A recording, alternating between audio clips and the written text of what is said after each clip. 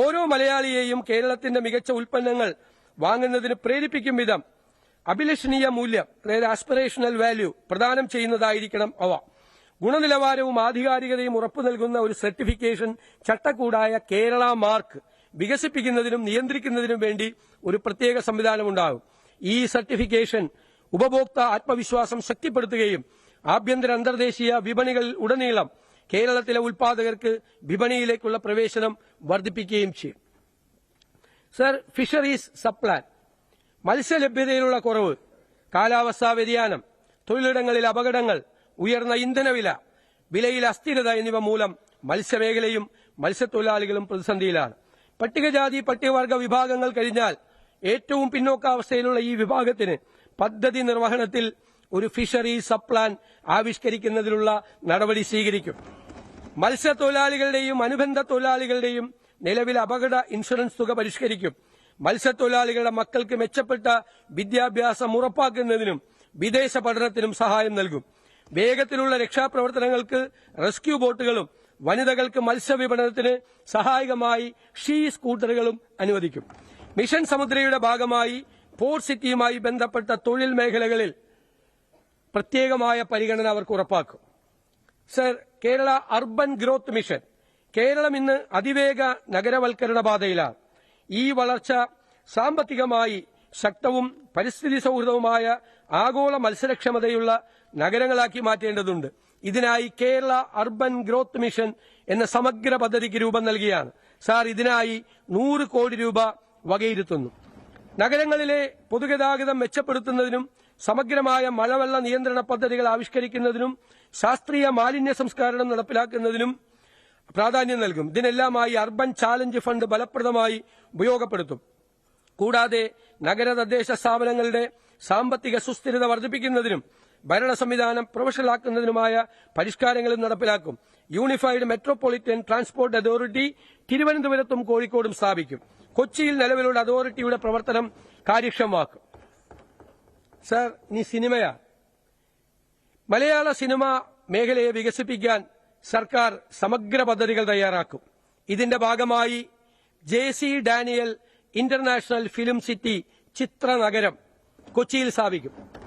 സിനിമയ്ക്ക് വ്യവസായ പദവി നൽകൽ, അന്താരാഷ്ട്ര ചലച്ചിത്രോത്സവത്തിനായി സ്ഥിരമായ വേദി സൃഷ്ടിക്കൽ, ആന്റി പൈറസി സെല്ലുകൾ രൂപീകരിക്കൽ, ദേശീയ അന്താരാഷ്ട്ര സിനിമാ നിർമ്മാണത്തെ ആകർഷിക്കുന്നതിന് അനുയോജ്യമായ അന്തരീക്ഷം രൂപപ്പെടുത്തൽ എന്നിവ ഈ പദ്ധതിയിലൂടെ ലക്ഷ്യമിടുന്നു. ഇതിനായി 100 കോടി രൂപ വകയിരുത്തുന്നു. സർ, MT വാസുദേവൻ നായർ സ്മാരക കൾച്ചറൽ പാർക്ക്. ലോകം ഡിജിറ്റൽ സംസ്കാരത്തിന്റെ സ്വാധീന വലയത്തിലായതോടെ നമ്മുടെ സാംസ്കാരിക തനിമ ഭീഷണി നേരിടുകയാണ്. കേരളത്തിന്റെ തനത് കലാ സാംസ്കാരിക മേഖലയെ സംരക്ഷിക്കുന്നതിനും പരിപോഷിപ്പിക്കുന്നതിനുമായി യശസ്വരീനായ MT വാസുദേവൻ നായരുടെ പേരിൽ കോഴിക്കോട് ഒരു കൾച്ചറൽ പാർക്ക് സ്ഥാപിക്കും. ഇവിടെ കഥകളി, കൂത്ത്, തുള്ളൽ, തെയ്യം, ഒപ്പന, മാപ്പിളപ്പാട്ട്, മർഗംകളി, അയിനിപ്പാട്ട്, ഗോത്രകലാരൂപങ്ങൾ എന്നിവ അവതരിപ്പിക്കുന്നതിനുള്ള സൌകര്യം ഉണ്ടാകും. ജെൻസി കുട്ടികളുടെ ഷോർട്ട് ഫിലിമുകൾ, ചെറുപ്പക്കാരുടെ ഡോക്യുമെന്ററികൾ പ്രദർശിപ്പിക്കുന്നതിനും നൃത്ത സംഗീത പരിപാടികൾ അവതരിപ്പിക്കുന്നതിനുള്ള സൌകര്യങ്ങൾ ഒരുക്കും. ഇതിനു പുറമെ സിനിമാ തിയേറ്ററുകൾ, ലൈബ്രറി, ആർട്ട് ഗാലറി, ചരിത്ര മ്യൂസിയം, സാഹിത്യ ഭാഷാ മ്യൂസിയം, എഴുത്തുകാരുടെയും മറ്റു പ്രതിഭാശാലികളുടെയും ശബ്ദ മ്യൂസിയം, കുട്ടികൾക്കും വയോജനങ്ങൾക്കും പ്രത്യേക ഇടങ്ങൾ, വിശ്രമവേളകൾ കുടുംബമായി ചെലവഴിക്കുന്നതിനുള്ള ഇടം, ഫുഡ് കോർട്ടുകൾ, ബുക്ക് ഷോപ്പുകൾ, ആർട്ട് മെറ്റീരിയൽ ഷോപ്പുകൾ, ടൂറിസ്റ്റ് ഗസ്റ്റ് ഹൌസുകൾ, ഡോർമെറ്ററികൾ എന്നിവ സജ്ജീകരിക്കും. കലാസാഹിത്യ ആസ്വാദകർക്കും വിദ്യാർത്ഥികൾക്കും ഒരു വിനോദ വിജ്ഞാന കേന്ദ്രമായി ഇത് മാറും. ഇതിനായി 50 കോടി രൂപ വകയിരുത്തുന്നു. ഈ കൾച്ചറൽ പാർക്കിന്റെ നടത്തിപ്പിനായി കൾച്ചറൽ ടൂറിസം ട്രസ്റ്റ് രൂപീകരിക്കും.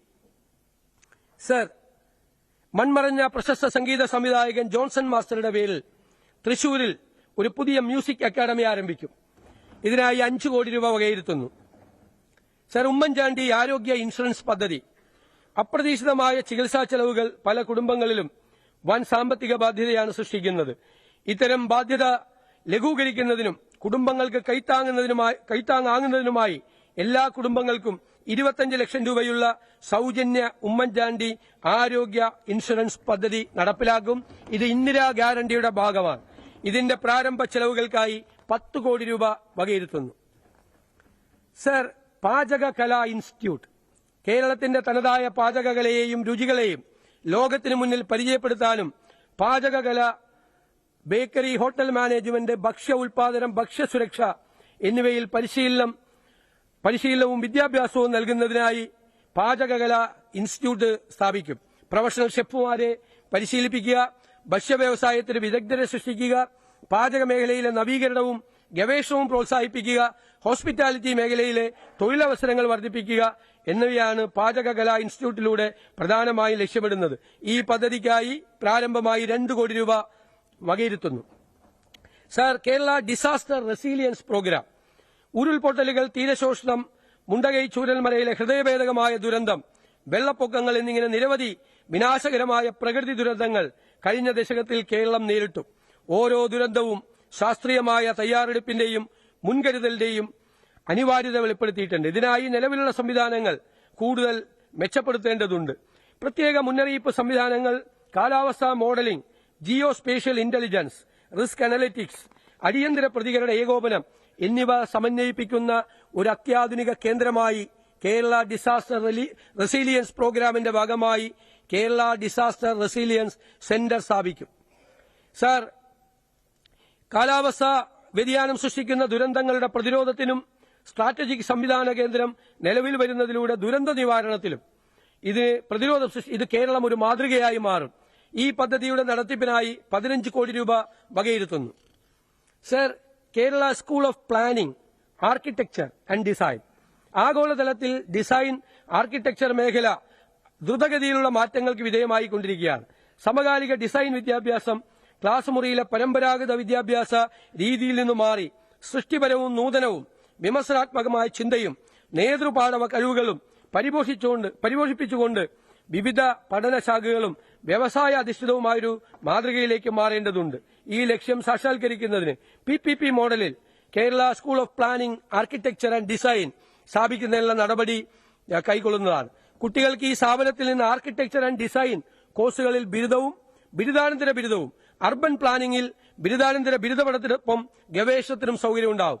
ഇതിനായി 2 കോടി രൂപ വകയിരുത്തുന്നു.